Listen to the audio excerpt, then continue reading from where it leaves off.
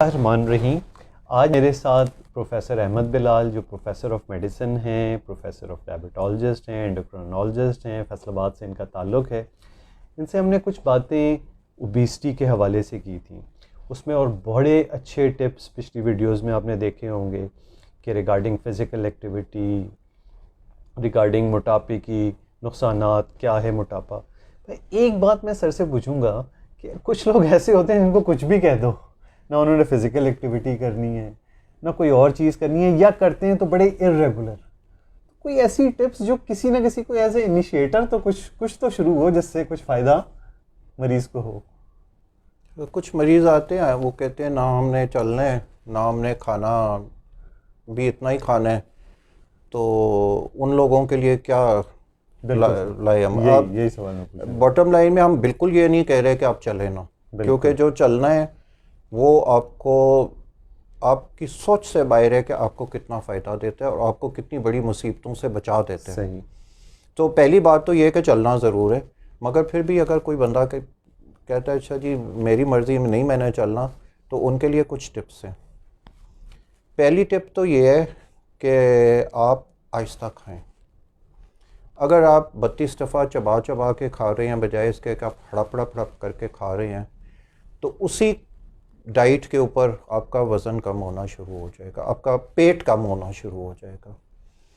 Same amount का खाना, जी same amount का, ज़्यादा चबाने से उसको माशाल्लाह।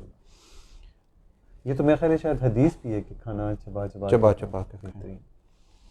सो दूसरा टिप ये है कि बहुत सारे लोग फजर की नमाज़ तो पढ़ते हैं मगर फिर सो जाते हैं और फिर 10-11 बजे उठते हैं और फिर उस वक़्त नाश्ता करते हैं।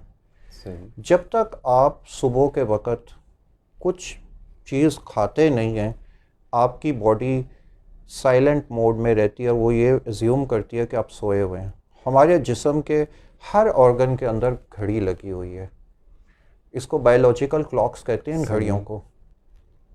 1917 में जिस बंदे ने ये घड़ी की वाली जीन ईजाद की थी, सही, उसको नोबेल प्राइज़ दिया गया। ये इतनी बड़ी एक ब्रेक थ्रू है इन हिस्ट्री। सही।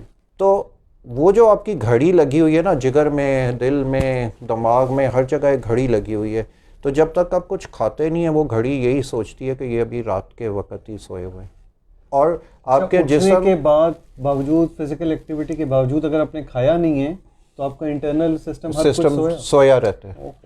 तो उसको जगाने के लिए अगर आप लोग सुबह उठते हैं, नमाज़ पढ़ने के लिए उठे हैं, पेशाब करने के लिए उठे हैं, किसी भी वजह से आपकी जाग खुली है, तो उस वक़्त आप कुछ ना कुछ खा लें। एक सेब खा लें, कुछ 7 बादाम खा लें, 2 अखरोट खा लें, 2 खजूरें खा लें, ताकि आपकी बॉडी जो है, एक दूध का ग्लास पी लें, ताकि आपकी बॉडी जो है वो स्लीप मोड से निकल के एक्टिविटी में आ जाए। ये खाना पेट भर के खाने वाला नहीं है, नहीं, बस कुछ खा तो मुझे भी नहीं पता था। मैं भी अब तक खाली पेट एक्सरसाइज करता था तो मुझे दूसरा नई बात पता चली। सर, जो लोग खाली पेट एक्सरसाइज करते हैं उनकी उतनी अच्छी फ़ैट बर्निंग नहीं होती जितना कुछ खा के मतलब ये नहीं है कि मैदा बहुत भर लिया है। मतलब आपने 2 खजूरें खा ली हैं, चौथा हिस्सा किन्नू का खा लिया है, आधा अमरूद खा लिया है, तो दैट इज़ इनफ। ये तो बड़ी इंपॉर्टेंट बात है सर कि सुबह यानी एक्सरसाइज से भी पहले आपको हल्की सी कोई चीज़ ले लेनी चाहिए, क्योंकि आपकी एक्सरसाइज में आपने अपने फैट्स को बर्न करना है।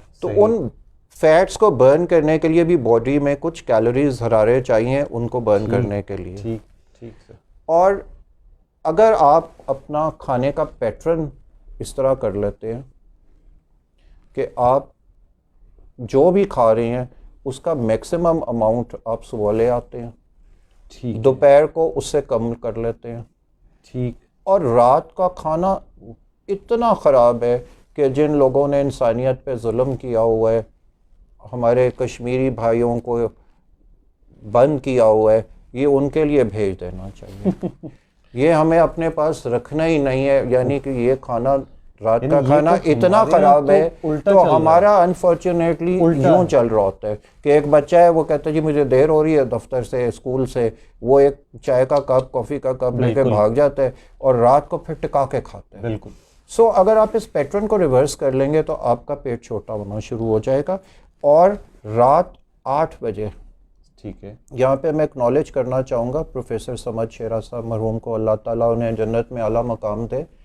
ये बात उन्होंने हमें सिखाई थी कि वो कहते थे कि 8 बजे इज़ द मैक्सिमम सीलिंग, इसके बाद आप लोगों ने कुछ खाना नहीं है। और अगर जैसे एक हमारी मशहूर सेइंग है कि मगरिब के साथ आप लोग खाना खा लें, अगर आप इसको पीछे खींच लेंगे तो आपका पेट और छोटा हो जाएगा। तो रात को आप जो भी खाते हैं वो दहशतगर्दी की इंडस्ट्री में यूज़ होता है। लिवर एक बहुत बड़ी इंडस्ट्री है जो कि कोलेस्ट्रॉल और शुगर बनाती है। तो और मगरिब की अजान के साथ लिवर जागता है। सो सुबह आप जब खाते हैं तो वो इंडस्ट्री बंद है, उसकी सिर्फ 10% वर्किंग चल रही है। रात को अगर आप खाते हैं तो सारा कुछ वो बैड कोलेस्ट्रॉल और शुगर के अंदर कन्वर्जन ले जाता है। सो अगर आप इस पैटर्न में सेम कैलोरीज, आप उतनी ही रोटियां जितनी आप खा रहे हैं आप खाते रहे, तो अगर आप यूँ कर लेंगे तो आपका पेट छोटा होना शुरू हो जाएगा। ये वो बातें हो गई जो चाहे फिजिकल एक्टिविटी आप नहीं भी कर रहे, डाइट भी ले रहे हैं, लेकिन एक पैटर्न चेंज करने से आपको फर्क पड़ सुबह जाएगा। ज़्यादा, एक तो चिबा के खाने वाली आपने बात की थी, दूसरा सुबह ज़्यादा, दोपहर उससे कम और रात बिल्कुल कम और जितना जल्दी खा लें बेहतरीन। अब इसमें हमारे जो कुछ डॉक्टर भाई हैं या कोई बिजनेसमैन है या दुकानदार है, वो कहते हैं जी हम तो घर ही 11 बजे आते हैं। तो उनके लिए ये टिप है कि आप अपनी वर्क प्लेस पे अपना खाना लेके जाएं और उसको ख़त्म करें। ये तो खुद हमें एक पैटर्न बनाने पड़ेंगे। Thank you doctor Bilal. और इसमें एक आखिरी बात मैं ऐड करना चाहूँगा कि हम लोग रोटी खाने वाली नेशन है ज़्यादातर। सही। अगर आप रोटी को चावल पे शिफ्ट कर लें तो आप का पेट छोटा होना शुरू हो जाएगा। मगर प्रॉब्लम ये है कि हम लोग रोटी और चावल को इक्वेट नहीं करते। जो एक छोटी कौली है डेजर्ट खाने वाली, उबले हुए राइस एक कौली जो है एक रोटी के बराबर है। हम लोग जी जब भी तो चावल तो हम लोग तो यूं पहाड़ियाँ बना के खाते हैं ना, हम उसको मैयर ही नहीं करते।